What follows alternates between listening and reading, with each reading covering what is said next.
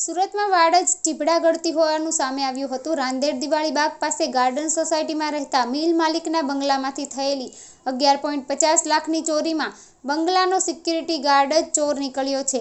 વળી પોલીસે ગાર્ડ અને તેના સાગરીતને સોનાના દાગીના સાથે પકડી પાડ્યા, ત્યારે તેની પાસે 68 તોલાના દાગીના ₹35 લાખના દાગીનાની રિકવરી કરવામાં આવ્યા છે।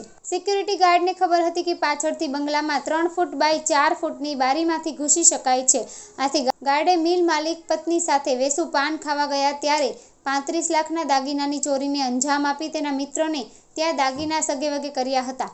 રાંદેર પોલીસે નજીકના સીસીટીવી ચેક કરતા ગાર્ડની મધરાત્રે સોસાયટીમાંથી બહાર જતો હોવાનું દેખાયું હતું।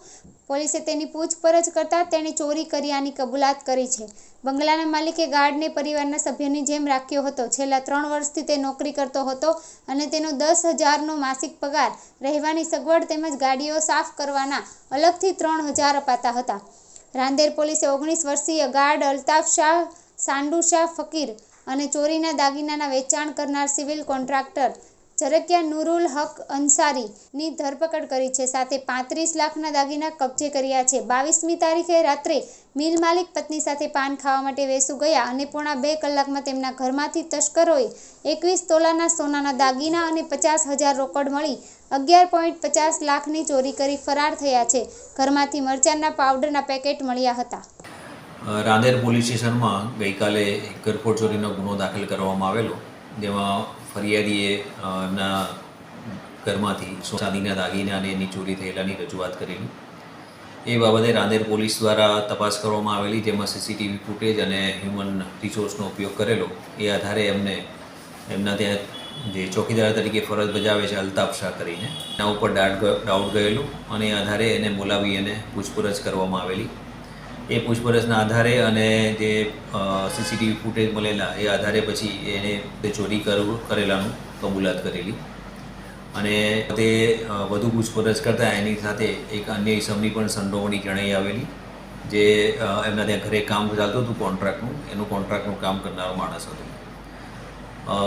તપાસ દરમિયાન જે ગુનાના કામે મુદ્દામાલ ગયો હતો એમાં સૌપ્રથમ પહેલાં એમણે 11 લાખની રજૂઆત કરેલી અને ત્યારબાદ એમની દીકરીના દાગીના મોટાભાગે ગયેલા હતા, તો એમના દીકરીથી પૂછપરછ કરી અને એમને બીજા પણ દાગીના જે ગયા હતા, જે એમની દીકરી મૂકીને ગઈ હતી, એ આધારે 35 લાખના દાગીના એના થેલામાં હતા એવી વાત કરેલી। ગુનાના કામે જે આરોપી પકડાયા છે એણે પોતે અગાઉ પણ 10 દિવસ પહેલાં પણ ઘરમાંથી એ જે બે દાગીના ચોરી કરેલા અને એને એક ઈસમ મારફતે સહ આરોપી છે એના મારફતે વેચાણ કરેલું અને એમાં 17,50,000 રૂપિયા જેવો દાગીનાની કિંમત મળેલી। બાકીના દાગીના જે એમણે ઘરફોડ કરી એમાં રિકવર કરવામાં આવેલા છે અને ટોટલ 35,05,000ની આજુબાજુનો મુદ્દામાલ છે એ ગુનાના કામે રિકવર કરવામાં આવેલો છે। આરોપી નામ શું એનું શું?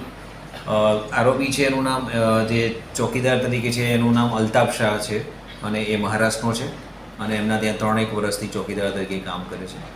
અને બીજા જે છે ઝકરિયા નરુલ્લા, એ કોન્ટ્રાક્ટનું કામ છે, અત્યારે એમના જ્યાં તે સિવિલ વર્ક ચાલતું હતું એનું કોન્ટ્રાક્ટનું કામ એની પાસે। અને અત્યારે પૂછપરછ કોઈ ગુનામાં સંડોવણી જણાયેલી નથી, પણ મહારાષ્ટ્રના છે એટલે વિગત ચેક કર્યા પછી આ અંગે માહિતી મળશે। સર, ડાયરેક્ટ ટાર્ગેટ કર્યો હતો કે પછી કોઈ?